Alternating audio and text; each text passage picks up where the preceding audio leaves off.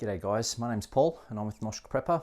Today we've got a bit of a how-to tutorial on how to pack your food in large Mylar bags when it's a little bit, I guess, a little bit inconvenient and a little bit more difficult than little tiny Mylar bags.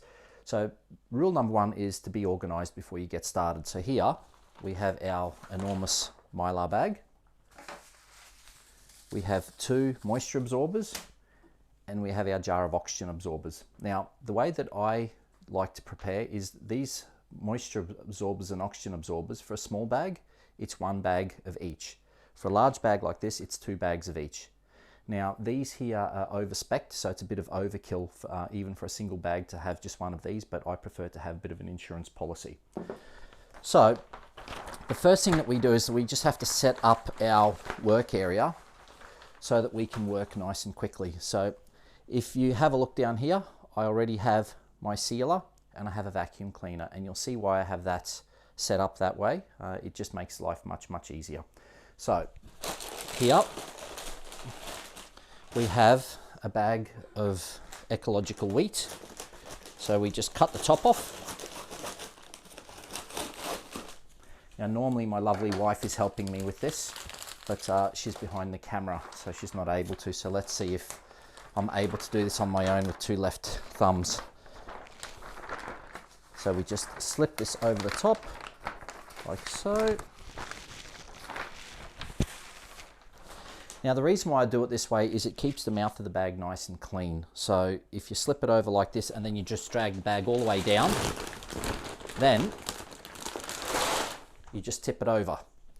Then all you have to do is grab the bag in the Mylar bag and lift up the end, and you don't have to pick it up, and it doesn't create any backache or anything. I have a back injury, so I struggle with this. So then all you do is just pull the paper bag out and give it a shake.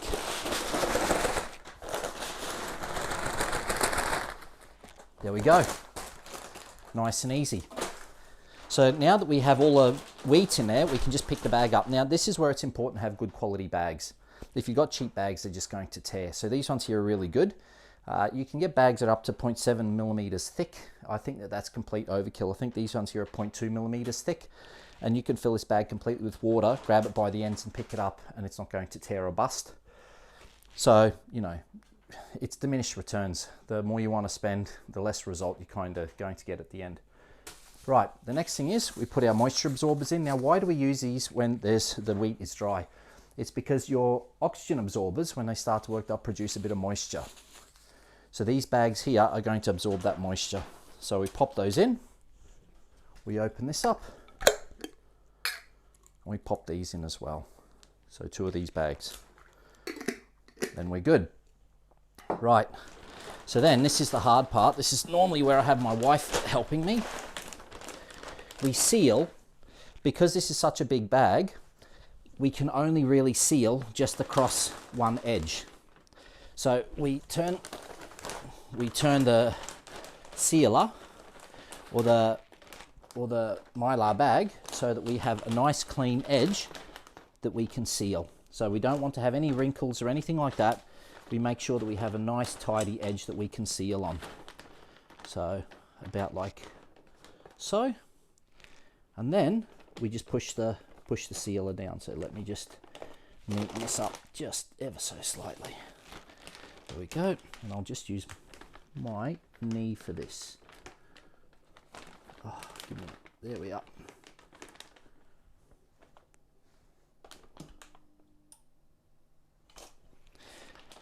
And then what I like to do is I like to run two beads just to make sure that it's sealed properly. And here you can see it doesn't even have to be hot. This sealer is on like 2, 3 around there, but it really doesn't have to be hot to seal a Mylar bag. I'll use my knee again. So there we've got two beads. Now here comes the part that ensures that you're going to have as little oxygen in your bag as possible. So you run it to the other edge like that, so that when you seal it, you're going to seal across those beads you've already made. Now, what I like to do is I like to take a vacuum cleaner, turn down to minimum. I'll turn up a little bit. We just put it in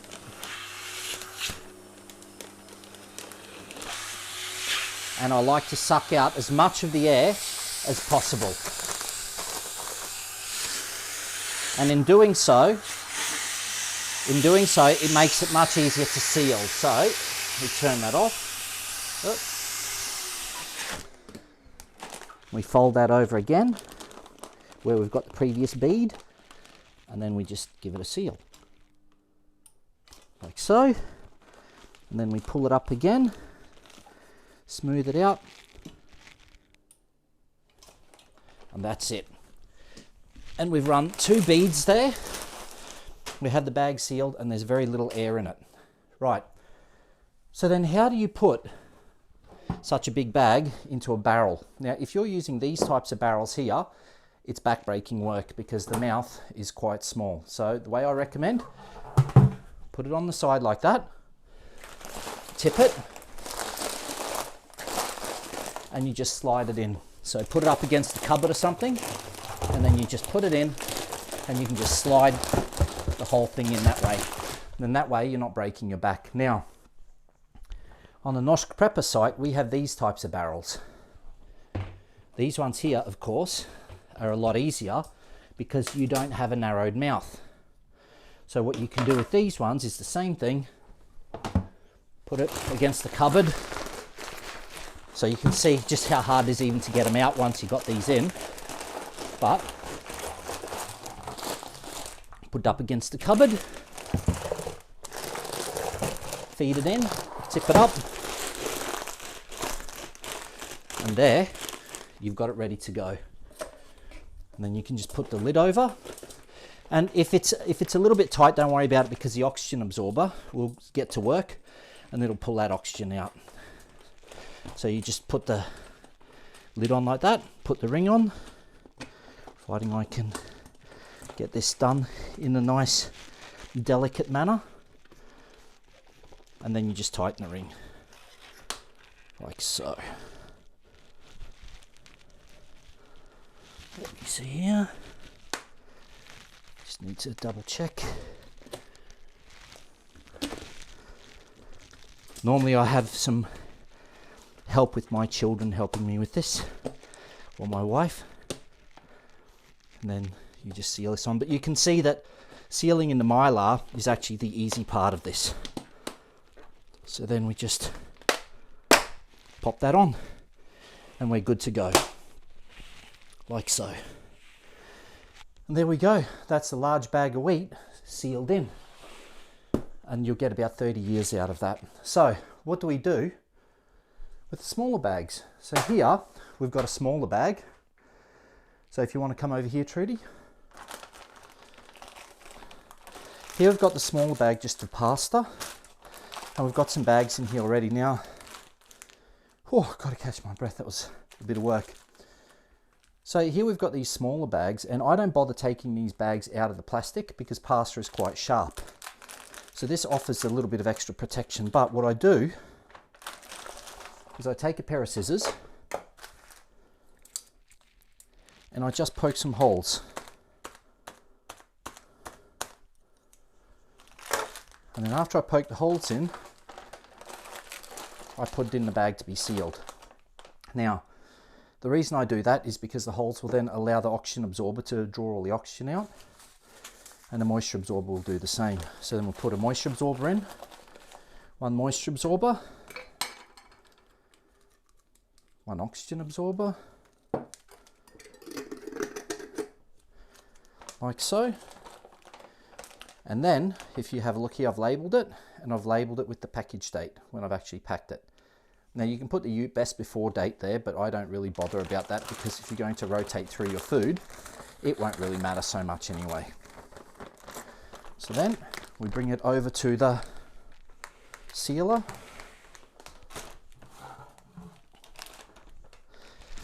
And with this one, we don't really have to use a vacuum cleaner. What I do is I first fold the bag up and then I fold it back over. So if you fold it up and then over, like so, you're going to find that it'll pull nice and tight and you'll get a good seal. So then I'll just use my knee again. So that's one. Then I'll go again with the seal, like so. there, we've got that sealed as well. So there you have it, guys. It's really that easy. So here you can see in just a couple minutes, I've packed 25 kilos or 55 pounds of wheat and probably about, I don't know, maybe 6 or 7 pounds of pasta. So I hope you enjoyed the video. It's pretty easy. It's much easier for people that are fitter than I am. So if you have any questions, just post them in the comment section down below. And yeah, there's no reason to wait. Just get prepping, guys. And stay tuned for the next practical video that we got coming up. This is Paul from Nosh Prepper. Thanks for watching.